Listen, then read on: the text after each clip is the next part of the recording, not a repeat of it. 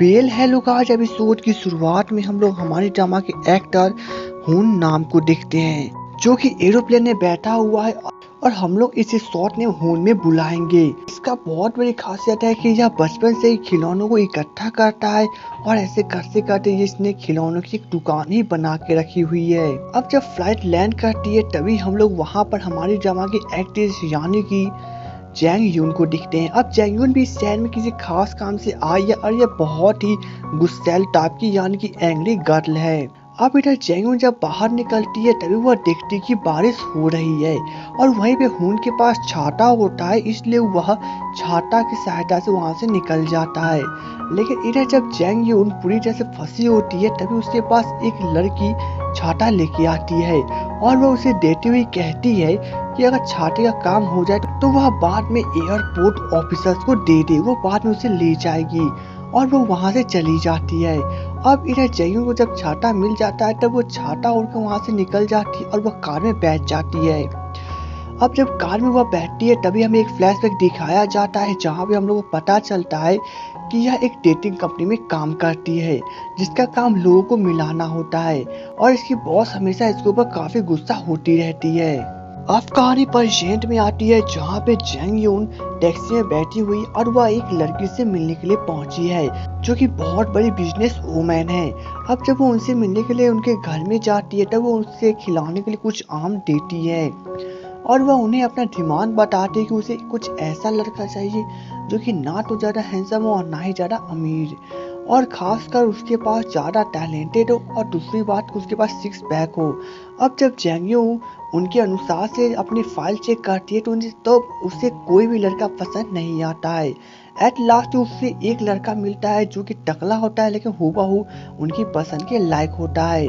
तब जैंग यून उसका सिर को मोड़ देती और उससे पूरा फेस दिखाती है। उस लेडी को यह लड़का पसंद चला आता है जिसके बाद तभी हम लोग देखते हैं कि बाहर में हून खड़ा है और वह उसी लेडी से मिलने के लिए आया होता है और वह घर के अंदर जाने लगता है। अब घर के अंदर का सीन जहाँ पे जब इस लेडीज को वह लड़का पसंद चला आता है तब जैंगी उन्हें सिग्नेचर करने के लिए कहती है, जिसके बाद वह लेडी सिग्नेचर करने जैसे ही पेन मांगती है तभी वहाँ पर हून उसे अपना पेन देता है। अब वह लेडी हून के काफी हैंडसम फेस को देखने के बाद वहीं पे उसे फिदा हो जाती है। अब इधर जैंग यून जब हून को देखती है तब उसे लगता है कि वो भी किसी डेटिंग कंपनी की तरफ से आया है और वह इस लेडी से सिग्नेचर करवाने के लिए आया है। जिसके बाद जैंग यून उसे काफी डांटने लगती है और उसे कहने लगती है कि वो यहाँ पे पहले सिग्नेचर करवाने आई है इसलिए वो यहाँ पे पहले सिग्नेचर करवाएगी। लेकिन इधर ह्यून काफी कॉन्फिडेंस उसे कहती है कि वह तो यह लेडी फैसला करेगी कि वह किसके कागज पे पहले सिग्नेचर करेगी। तब वह लेडी जैंग को बाहर जाने के लिए कहती है। अब हून भी यह सुनने कर उसे इशारा करता है, उसे बाहर जाने के लिए कहता है। अब जब जैंग बाहर चली जाती है तभी वह छुपकर उन दोनों की बातें सुनने की कोशिश करती है और उसके और देखने की कोशिश करती है। अब जब हून उनसे सिग्नेचर कराने के बाद बाहर आता है तब जैंगी उसके पीछे पड़ जाती है और उसे काफी कुछ कहने लगती है जैसे कि वो पहले आई थी तो उसे पहले यहाँ पे सिग्नेचर मिलना चाहिए था, उसके बीच में हून क्यों आया। और वो उससे ये भी पूछती है कि हून ने किस प्रकार का सिग्नेचर करवाया है। तब हून उसे जवाब देता है कि वो उसकी प्राइवेसी की बात है, वो किसी से भी यह बात नहीं कह सकता और वह एक टैक्सी रोकता है, उसके अंदर बैठ जाता है। तब जैंग भी उसे टैक्सी में बैठ जाती है और वो उसे कहती है कि हून ने उसे काम में टांग अड़ाया है इसलिए वो भी उसे काम में टांग अड़ाएगी और वो उसी के साथ एयरपोर्ट पे जाएगी। अब जब कार आगे बढ़ने लगती है तब जैंग काफी बकबक करती जाती है। अब इधर टैक्सी ड्राइवर भी अपने कान में एयरफोन लगा लेता है। अब इधर हून भी किसी प्रकार से उसके बकबक को सुनते हुए एयरपोर्ट पे पहुंचता है। अब जब हून एरोप्लेन में बैठ जाता है तभी उसके पास एयर होस्टेस एक कागज लेके आती है। जब हून उस कागज को पढ़ता है तभी उसके अंदर एक ड्राइंग होती है जो कि और किसी ने नहीं जैंग ने भेजा होता है और जैंग इशारा में कहती है कि वो उसी की तरफ ही देख रही है। बाद में जब एरोप्लेन लैंड करता है तब हून वहां से जाने लगता है, जिसके बाद जैंग फिर से उसके पीछे पड़ जाती है और उसे ब्लेम करने लगती है कि वो उसे काम में टांग क्यों अड़ाया। अब इधर जैंग छाता को लेकर एयर होस्टेस को फटाफट देती है और उसे कहती है कि अगर यहाँ पे कोई लेडीज छाता को लेने के लिए आए तो वो उसे दे दे और वो वहाँ से चली जाती है। लेकिन तब तक वह दिखती है कि हून टैक्सी में बैठ के वहाँ से निकल चुका होता है। तब जैंग को सच में बहुत गुस्सा आता है। जिसके बाद जंगयू जब अपने ऑफिस में पहुंचती है तब उसकी बॉस बहुत गुस्सा होती है और उसे बताती है कि जब वह लेडी खून से सिग्नेचर करवाने के बाद जंगयू से मिलने के लिए गई तब तक जंगयू वहां से जा चुकी थी और हुन वहां पे सिर्फ और सिर्फ कि जब वह लेडी जंगयू को बाहर इंतजार करने के लिए कही थी तब वह अंदर में हुन के साथ एक गैलरी प्रपोजल की सिग्नेचर कर रही थी और जब वह बाहर जाके चेक करती है तब तक जंगयू वहां से गायब थी। अब जंगयू को यह सुनने के बाद सच में बहुत गुस्सा आता है कि वो इतनी बड़ी गलती कैसे कर सकती है, क्योंकि हुन वहां पे सिर्फ और सिर्फ गैलरी प्रपोजल के लिए आया हुआ था और उसे लगा था कि वो भी किसी डेटिंग कंपनी की तरफ से है। अब वो अपने आप को ही काफी ब्लेम देने लगती है और इधर इसकी बॉस भी काफी बोलती है। अब उसकी बॉस डांटने के बाद वहां से तो चली जाती है, लेकिन जंगयू को सच में काफी बुरा लगता है, उसे अपने आप में गुस्सा आता है। अब दिन शाम को जाता है जहाँ पे जंगयू एक के पब में पहुंचती है जहाँ पे जून शुरू होता है। अब मैं बता दूं कि अगर आप लोगों ने so I married an anti fan drama देखा है या फिर मेरे चैनल पे जो एक्सप्लेनेशन है और आपने उसे देखा है तो यह जून सू और कोई नहीं हमारे ड्रामा का एक्टर पॉप स्टार है। खैर इस ड्रामा में इसका नाम जून सू है। अब जून सू को जैंग यून सब कुछ बता देती है कि उसने कितनी बड़ी गलती आज की है। तभी वहाँ पे जंगयून के डैड चले आते हैं जो कि काफी ज्यादा ड्रिंकिंग में होते हैं। तभी जूनसू से अपने पीठ पे लाद लेता है और उन्हें घर की ओर लेके जाने लगता है। अब रास्ते में जंगयून उसे फिर से सब कुछ बताने लगती है और साथ में उसे ये भी कहती है कि जब उसे एक परमानेंट नौकरी मिल जाएगी तो वो एक छोटी मोटी नौकरी को छोड़ देगी। अब घर पे पहुंचने के बाद जूनसू उसके डैड को वहाँ पे लिटा देता है जिसके बाद जंगयून उन्हें कम्बल उड़ा देती है और उसके बाद वे दोनों एक दूसरे को गुड नाइट कहने के बाद अपने अपने रूम में सोने के लिए चले जाते हैं। अब वहीं पे हम लोग हुन को देखते हैं जो कि अभी अभी अपने घर पे पहुंचा होता है और उसका घर सच में बहुत बड़ा है। तभी उधर से यून आता है और वो उससे दरवाजा खोलता है। अब जब हुन अंदर जाके ड्रिंकिंग बनाने लगता है तभी यून उसे बताता है कि वह आज भी कई लड़के को डेट किया लेकिन वो हमेशा की तरह फेल ही रहा। तब हुन उसे बताता है कि वह सिर्फ और सिर्फ यह काम इसलिए नहीं कर पा रहा है क्योंकि उसके पास कॉन्फिडेंस नहीं है और साथ में उसे बताता है कि कल वह फिर से अपना एक न्यू स्क्रिप्ट को लेकर चार्ली के पास जाएगा। अब सीन कट होता है जहाँ पे हम हुन को देखते हैं जो कि एक कॉफी कैफ में बैठा हुआ है और वो वहाँ पे चार्ली का इंतजार कर रहा है। अब जब चार्ली वहाँ पे आता है तब ही हुन उसे स्क्रिप्ट दे देता है और उसे कहता है कि आज भी उसका नाम मैगजीन में ना लिखे और यह पब्लिश से चार्ली के नाम से होना चाहिए।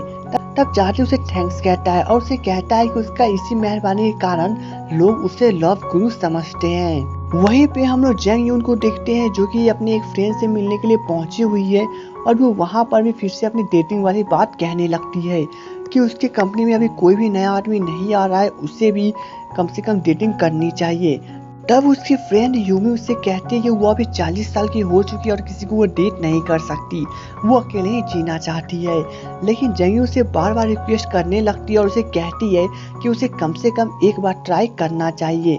एट लास्ट की यूमी मान जाती है और वह उसे कहती है कि वो सिग्नेचर भी करने के लिए तैयार है।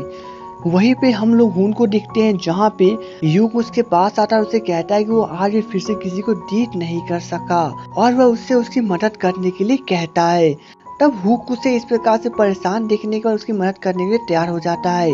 जिसके बाद हुक सबसे पहले उससे एक के अच्छा सा जूता खरीदने के लिए लेके जाता है जहाँ पे वे लोग अच्छे जूते खरीदते हैं और उसके बाद वह उसके एक हेयर स्टाइल भी दिलवाता है जहाँ पे उसकी हेयर स्टाइल काफी ज्यादा मस्त होती है और वह उसे कहता है कि उसे जितनी भी लड़कियां मिले वो सबको डेट करे, वो भी एक साथ और खासकर काफी कॉन्फिडेंस में।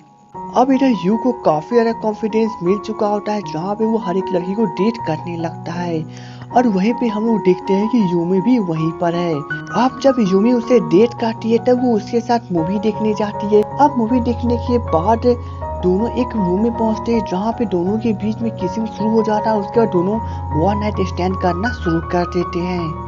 वहीं पे हम लोग हुन को देखते हैं जो कि अपने डैड से मिलने के लिए पहुंचा हुआ है और हमें वहाँ पे पता चलता है कि उसके डैड ने दूसरी शादी करके रखी हुई है और वहाँ पे उसका एक भाई भी है। अब वहाँ पे उन सभी में काफी बातें होती है जहाँ पे उसकी जो सौतेली माँ होती है वो काफी ज्यादा ही स्ट्रिक्ट होती है और उनके 2 छोटे छोटे बेटे भी होते हैं जो कि काफी ज्यादा बदमाश होते हैं और वहाँ पे वे लोग काफी मस्ती कर रहे होते हैं।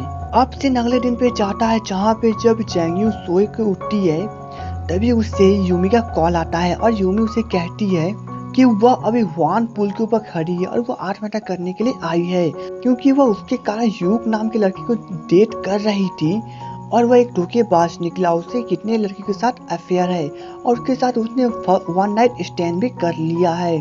जिसके बाद वो कॉल तो काट देती है, लेकिन यह सुनने के बाद जैंग्यू काफी शॉक्ड हो जाती है। वो फटाफट अपना कपड़ा पहनती है और वो वान रिवर के पास पहुंचती है। तभी वह देखती है कि यूमी वहां पुल के ऊपर खड़ी है। अब यूमी पुल के ऊपर खड़ी होने के कारण वो वहां से कूद जाती है और वो पानी के अंदर गिर जाती है। अब यह देखने के बाद जैंग्यू कस कस के चिल्लाने लगती है कि कोई यहाँ पे मदद करो, कोई मदद करो, कोई जाके बचाओ। तभी वहाँ पे हम लोग देखते हैं कि वूक वहीं पे है जो कि सुबह सुबह दौड़ने के लिए आया होता है और वो वहाँ पे एक्सरसाइज कर रहा होता है जिसके बाद वो अपने हाथ को बार बार ऊपर कर रहा होता है। अब इधर जैंग्यू जो कि पूरी तरह से शॉक्ड होती है और उसे लगता है कि हुक उसकी मदद करने के लिए तैयार है, इसलिए वो अपना हाथ बार बार ऊपर कर रहा है। तब जैंग्यू दौड़ती उसके पास जाती है और उसे थैंक्स कहती है कि वो उसकी मदद करने के तैयार है और वह उसे खुद ही पानी में धक्का दे देती है। लेकिन इधर हुक को तैरने नहीं आता है, इसलिए वो पानी में डूबने लगता है। अब जैंग्यू यह देखने के बाद खुद शॉक्ड हो जाती है कि दोनों के दोनों ही डूब रहे हैं। तभी हम लोग देखते हैं कि यूमी जो कि पानी के अंदर है वह हुक को पानी में डूबती हुई देखती है और वह उसे बचाने के लिए आगे बढ़ती है, जिसके बाद वो किसी प्रकार से उसे बाहर निकालती है। तब जैंग्यू यूमी को देखने पर उसे पूछती है कि क्या हुआ, ठीक है। तब अभी यूमी हुन की जब इशारा करती हुई कहती है कि सबसे पहले उसे जाके देखो। तब जैंग्यू उसे जाके देखती है तो वो पूरी तरह से बेहोश होता है, जिसके बाद सबसे पहले जैंग्यू उसे सीने पे हाथ रखे पानी निकालती है और जब वो नहीं उठता है तो कस के वो उसके मुंह में हवा फूकने लगती है। एट लास्ट ये हुन उठ जाता है, लेकिन तभी जब जैंग्यू उसे ध्यान से देखती है तब उसे पता चलता है कि यह हुक है जिसके पीछे वह बार बार बकबक कर रही थी। अब जब हुक उसे देखता है तब वे दोनों एक दूसरे को देखने के बाद कस के चिल्लाने लगते हैं, जिसके बाद ये ड्रामा वहीं पे खत्म हो जाती है। तो दोस्तों फर्स्ट एपिसोड की स्टोरी कंप्लीट हो चुकी है। अगर आपको मेरा एक्सप्लेनेशन थोड़ा सा भी अच्छा लगा हो तो मेरे वीडियो को लाइक और चैनल को सब्सक्राइब करना ना भूलें। तो चलिए दोस्तों मिलेंगे नेक्स्ट वीडियो में, तब तक के लिए goodbye and take care.